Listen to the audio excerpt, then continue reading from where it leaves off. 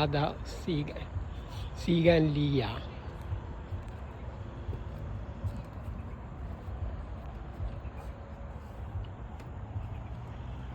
ചാവോ, ഞാൻ അരുൺ തഥാഗത്.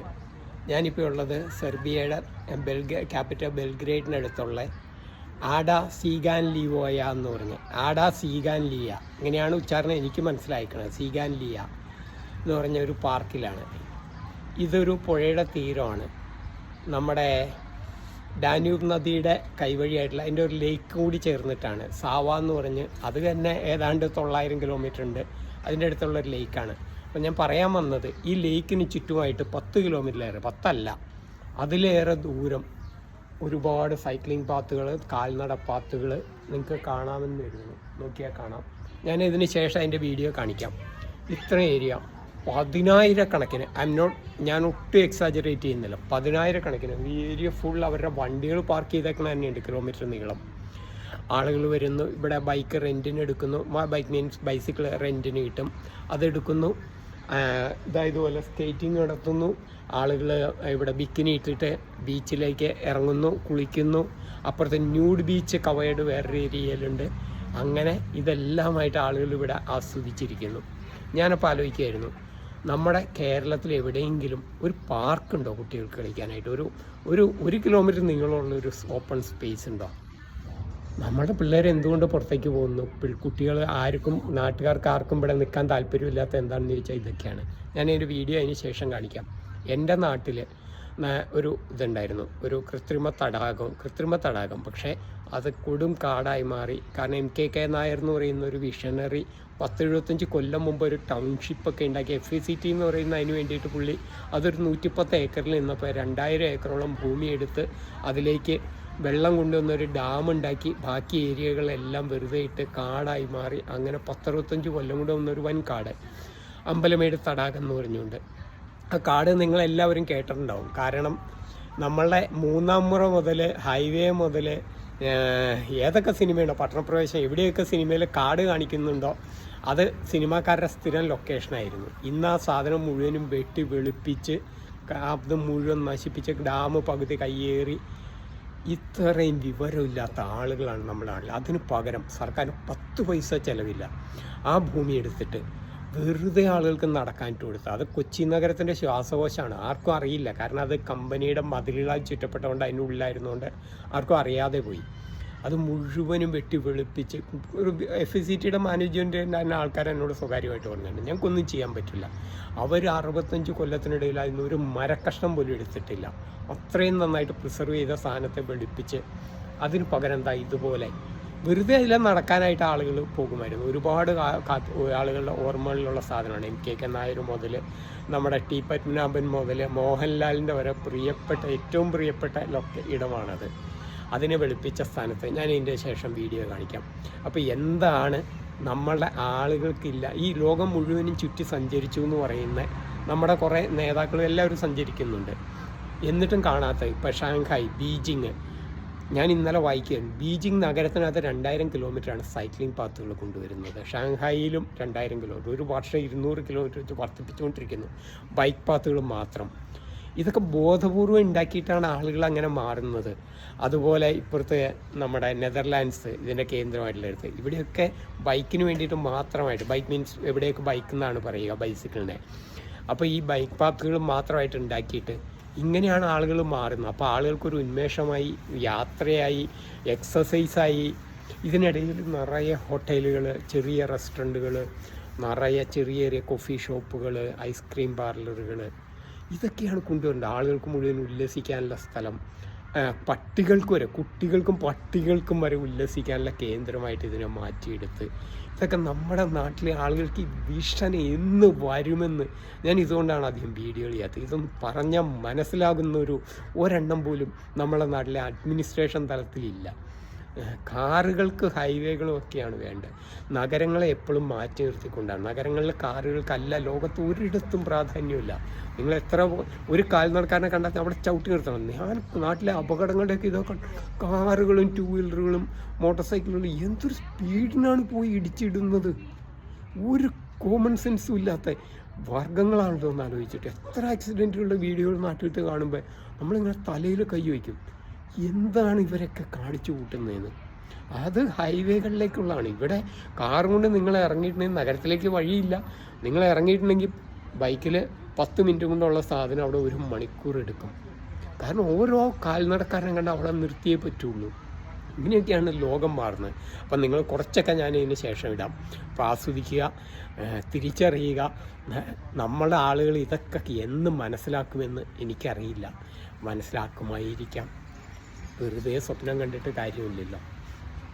100 കൊല്ലം കഴിഞ്ഞാൽ ചിലപ്പോൾ വരുമായിരിക്കാം. ഇത്രയും നെഗറ്റീവ് ആകേണ്ടി വരുന്നത് വളരെ വിഷമമാണ്. ഞാൻ വളരെ പോസിറ്റീവായിട്ടുള്ള ആളാണ്. പക്ഷേ എന്ത് ചെയ്യാൻ, നാടിനെക്കുറിച്ച് ഓർക്കുമ്പോൾ പലപ്പോഴും വേറെ മാർഗമില്ല. നമ്മൾ അറിയാതെ തന്നെ സഹതാപം തോന്നിപ്പോവും.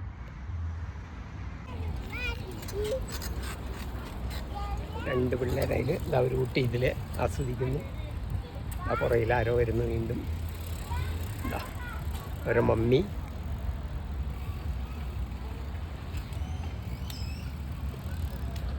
ഇവിടുന്ന് റോളർ സ്കേറ്റിംഗുകാർ വരുന്നു.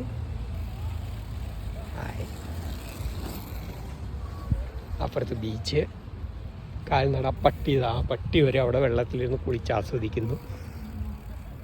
ഇങ്ങനെ അതിന് ചുറ്റും മുഴുവനും ഉണ്ട്. ഇതിനിടെ റെസ്റ്റോറൻറ്റുകൾ. ഇതുപോലെ സ്വിമ്മിങ് സ്യൂട്ടിൽ ആളുകൾ വന്ന് കിടക്കുന്നു. കാൽനട, നടപ്പ്, വ്യായാമം. ഈ കാട് മുഴുവനും. അത് അപ്പുറത്ത് ഗോൾഫ് കോഴ്സ് പോലെ ടെന്നീസ്, ഫുട്ബോൾ എല്ലാം കളിക്കാനുള്ള സ്ഥലങ്ങളൊക്കെ അവിടെ വേറെ കാട്ടിൻ്റെ ഇടയിലൊക്കെ അടിപൊളിയായിട്ടിട്ടുണ്ട്. അപ്പം എല്ലാ അർത്ഥത്തിനും ആളുകൾ ഇങ്ങനെ എൻ്റർടൈൻഡ് ആവുകയാണ്. വ്യായാമം നടക്കുന്നു, ശുദ്ധവായു ശ്വസിക്കുന്നു.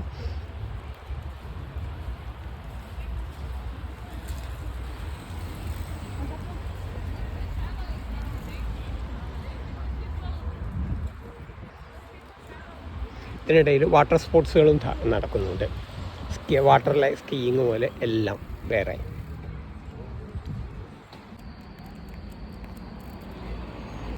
ഇതൊക്കെ നഗരമല്ലേ സ്പീഡ് വേണ്ട എന്ന് ചോദിക്കും ആളുകൾ. ചുമ്മാ വിവരമില്ലാണ്ട് പലതും പറയുന്ന കൂട്ടത്തിൽ പറയും സ്പീഡിന് പോകേണ്ട ആളുകൾക്ക് എന്ന് പറയും. പുത്തൻകുരിശ് എറണാകുളം നഗരത്തിൻ്റെ അപ്പുറത്തുള്ള സ്ഥലമാണ്. 20 കിലോമീറ്ററുള്ള എറണാകുളത്ത് നിന്ന്. പുത്തൻകുരിശിൽ നിന്ന് എറണാകുളം എത്തണമെങ്കിൽ മിനിമം 2 മണിക്കൂർ വേണം. അപ്പോൾ സ്പീഡ് വേണ്ടേ? കാലം മാറിയില്ലേ? റോഡുകളൊക്കെ പണ്ടത്തേനേക്കാളും ഒരുപാട് വന്നു, സ്പീഡ് കൂടിയില്ലേ? ആലുവയിൽ നിന്ന് എറണാകുളം എത്തണമെങ്കിൽ ഞാനിത് രണ്ടും സ്ഥിരം അനുഭവിച്ചുകൊണ്ടിരുന്ന ആളാണ്. എനിക്കറിയാം എത്ര മണിക്കൂർ വേണമെന്ന്. സ്പീഡ് വേണ്ടേ? ഈ മണ്ടത്തരങ്ങൾ പറയരുത് കേട്ടോ. അതുകൊണ്ടാണ് ഞാൻ ഇതും കൂടി എൻ്റെ ഒപ്പം കൂട്ടിച്ചേർത്ത് പറഞ്ഞത്. നമുക്ക് അതേ സ്ഥാനത്ത് ഇത് ഡൽഹിയിലൊരു പഠനമുണ്ട്. തിരക്കുള്ള നേരത്ത് 5 കിലോമീറ്ററാണ് സ്പീഡ്. ബാംഗ്ലൂര് 1.5 മണിക്കൂറാണ് നിന്ന നിപ്പിൽ ബ്ലോക്ക്. ഒരൊറ്റ എടുത്ത് അനങ്ങാൻ പറ്റാതെ. അത് ഒരു നേരത്തോ യാദൃശ്യമായിട്ട് സംഭവിക്കുന്നതല്ല. ഇന്നും നാളെയും മറ്റന്നാളും ഒക്കെ ഇതൊക്കെ പാർക്കിലേക്ക് വന്ന ആളുകളുടെ വണ്ടി കണ്ടേ കാണാൻ മുഴുവനും. ഇത് സന്ധ്യയാകുമ്പോഴേക്കും ഇവിടെ കൊതുകുകളെ കൊന്നിരുന്ന് പറയും. വന്നതിലൊരു 10-ൽ 1 ആൾക്കാരെ ഇപ്പോൾ ഉള്ളൂ. എന്നിട്ടാണ് ഇത്രമാത്രം വണ്ടികൾ. ഇത് കിലോമീറ്റേഴ്സ് ആൻഡ് കിലോമീറ്റേഴ്സ് ഉണ്ട്. അപ്പോൾ പറഞ്ഞു വന്നത് ഡൽഹിയിലെ ഇതുണ്ട്, തിരക്കുള്ള നേരത്ത് 5 കിലോമീറ്ററാണ്, അല്ലാത്തപ്പോൾ 15 കിലോമീറ്ററാണ് ശരാശരി വേഗത. വലിയ നഗരമല്ലേ, കാലം മാറിയില്ലേ, വേഗം കൂടണ്ടേ? ആരോട് പറയാൻ. ഇതുപോലെ ഒരുപാട് ട്രാക്കുകളുണ്ട്. ഞാനതിൽ ഏറ്റവും തിരക്ക് കുറഞ്ഞ ഏറ്റവും ഉള്ളിലായിട്ട് ഇതിലെയാണ് വന്നത്. ഇതാ അവിടെ തന്നെ ഉണ്ട്. ഇത് പിന്നെ ബീച്ചിൽ കിടക്കാൻ വരുന്നത്. ചാവും. ഇനി കാണാൻ പോണ ഒരു റെസ്റ്റോറൻറ്റിൻ്റെ തിരക്ക് തന്നെയാണ്. അഞ്ഞിട്ട് പോകും. ഇതുപോലെ എത്ര റെസ്റ്റോറൻറ്റുകൾ.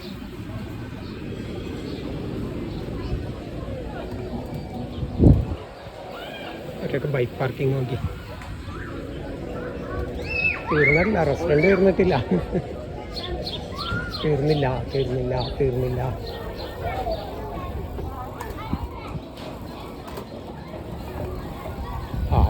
റെസ്റ്റോറൻറ്റ് വരുന്നു. മുളയൊക്കെ വെച്ച് മറയിട്ട്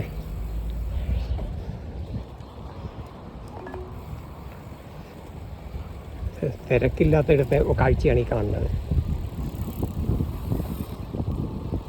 അതിന് മറുവശത്തും അതിനങ്ങേറ്റത്തും അവിടെയാണ് തിരക്ക് മുഴുവനും. എന്നിട്ട് ഇതാണ് അവസ്ഥയെങ്കിൽ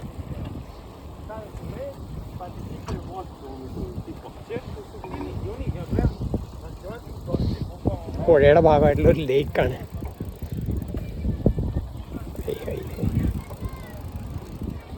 ബേബി ഹായ് ബേബി.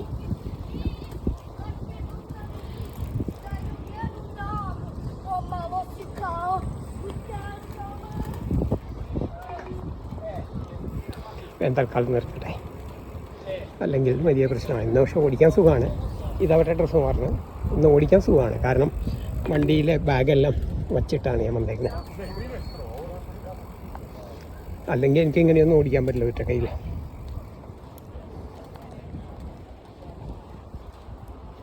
ഇവിടെ റെസ്റ്റോറൻറ്റ്, ഐസ്ക്രീം ഷോപ്പുകൾ, പോപ്കോൺ റെസ്റ്റോറൻറ്റുകൾ, കൂറ്റൻ റെസ്റ്റോറൻറ്റുകൾ, 1, 2, 3 ഒന്നുമല്ല. ഇങ്ങനെയൊക്കെ നമ്മുടെ നാട്ടിലുണ്ടായിരുന്നെങ്കിൽ.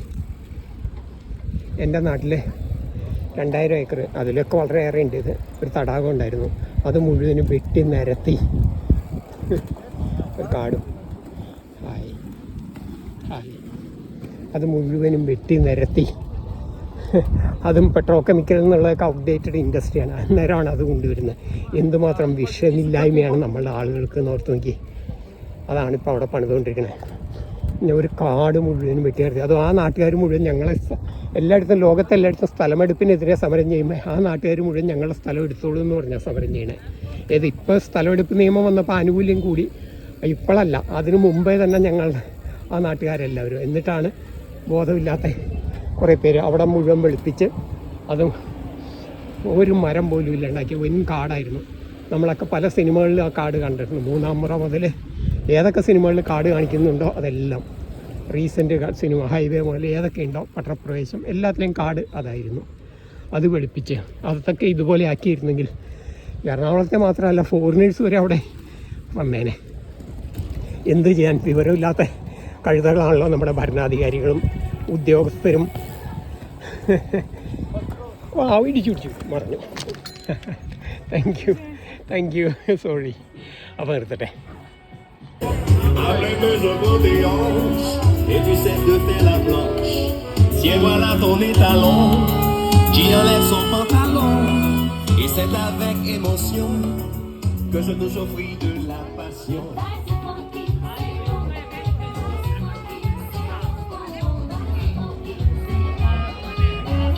ഇങ്ങനെ എത്ര റെസ്റ്റോറൻറ്റുകൾ ഒരു പുഴയോരത്ത്. ഇതുപോലെ ബിക്കിനിയിട്ട് ടോപ്ലെസ്സായിട്ട് ആണുങ്ങൾക്കും പെണ്ണുങ്ങൾക്കും വന്നിരിക്കാനും സൈക്ലിങ് ചെയ്യാനും കിടക്കാനും വെയിൽ കായാനും. നമ്മുടെ നാട്ടിലൊക്കെ ഇങ്ങനെ ഒരു സാധനം ഉണ്ടായിരുന്നെങ്കിൽ, ഏതെങ്കിലും ഒരു പാർക്കിലെങ്കിലും ഉണ്ടായിരുന്നെങ്കിൽ.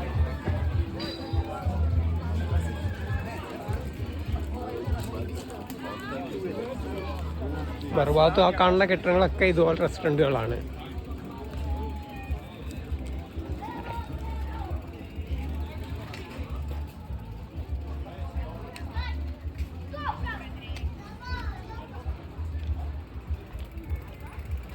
കുട്ടികൾക്ക് കളിക്കാനുള്ള സ്ഥലങ്ങൾ വേറെ, പുഴ തന്നെ പിള്ളേർക്ക് എത്രത്ത് കളിക്കാനുണ്ട്, അത് കൂടാണ്ട്.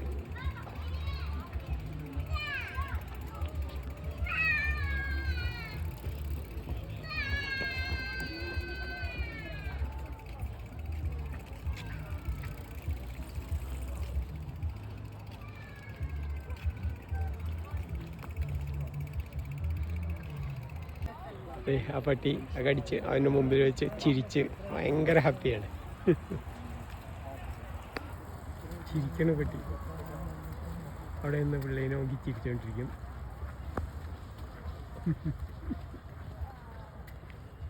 പട്ടിക്ക് വരെ കളിക്കാനുള്ള സ്ഥലമാണ്.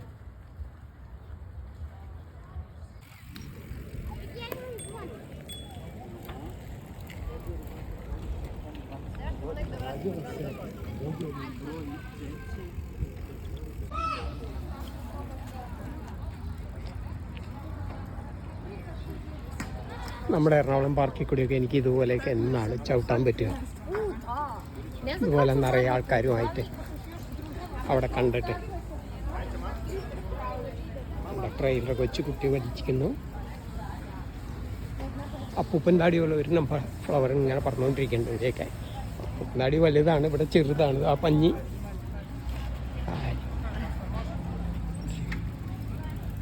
ചാവ.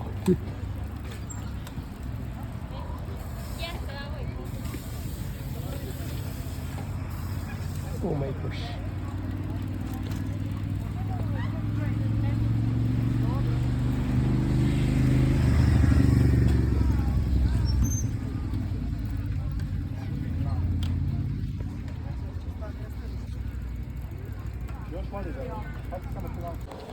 ഈ മരത്തിൽ നിന്ന് വീഴുന്ന പഞ്ഞി പോലത്തെ സാധനമാണ് ഇവിടെ എല്ലാം കാറ്റിലൊക്കെ പറന്ന് കിടക്കണ്ടേ.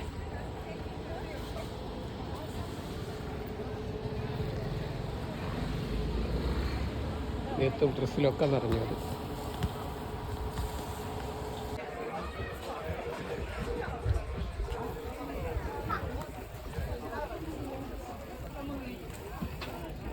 പണിയായി നിർത്തട്ടെ.